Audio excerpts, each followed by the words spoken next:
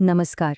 આજે આપણે એક એવા વિષય પર વાત કરવાના છીએ જે મિકેનિકલ એન્જિનિયરિંગમાં ખૂબ જ પાયાનો છે અને હા, તમારા અભ્યાસક્રમનો પણ એકદમ મુખ્ય ભાગ છે.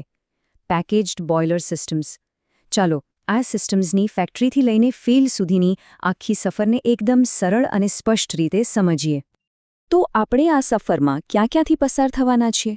ચાલો એક નજર કરીએ. પહેલાં આપણે સમજીશું કે આ બોક્સમાં બોઇલરનો મતલબ શું છે. પછી એની અંદરની રચના એટલે કે આગ, પાણી અને ટ્યુબ્સની દુનિયામાં જઈશું.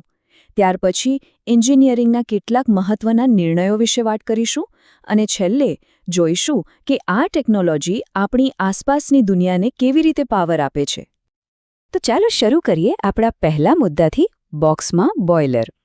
સવાલ એ છે કે કોઈપણ બોઇલરને પેકેજ્ડ શું બનાવે છે અને કેમ તે જૂની પરંપરાગત સિસ્ટમ્સ કરતાં એટલું અલગ અને વધુ સારું સાબિત થયું? ચાલો જાણીએ. આનો સીધો સાધો મતલબ શું? જુઓ, જૂના જમાનામાં શું થતું કે બોઇલર બનાવવા માટે એક ભાગને સાઇટ પર લાવીને ત્યાં જ જોડવામાં આવતો.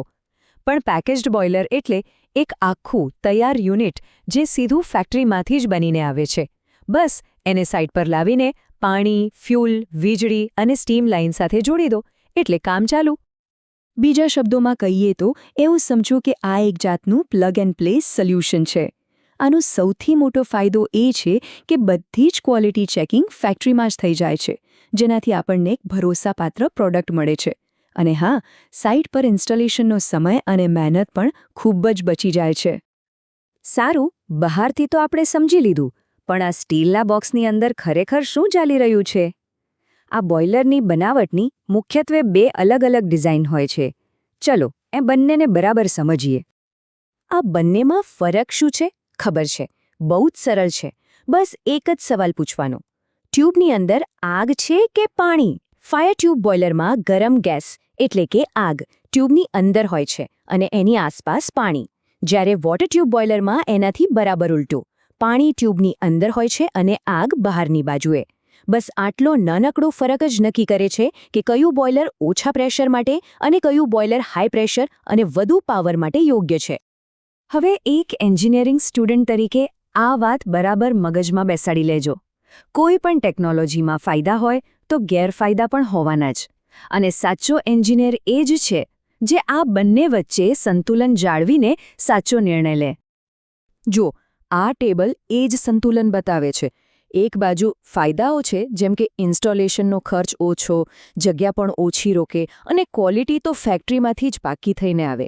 પણ સિક્કાની બીજી બાજુ પણ છે, એટલે કે ગેરફાયદા, જેમ કે તેની કેપેસિટી લિમિટેડ હોય છે અને ક્યારેક સમારકામ માટે અંદરના ભાગો સુધી પહોંચવું મુશ્કેલ બની જાય છે.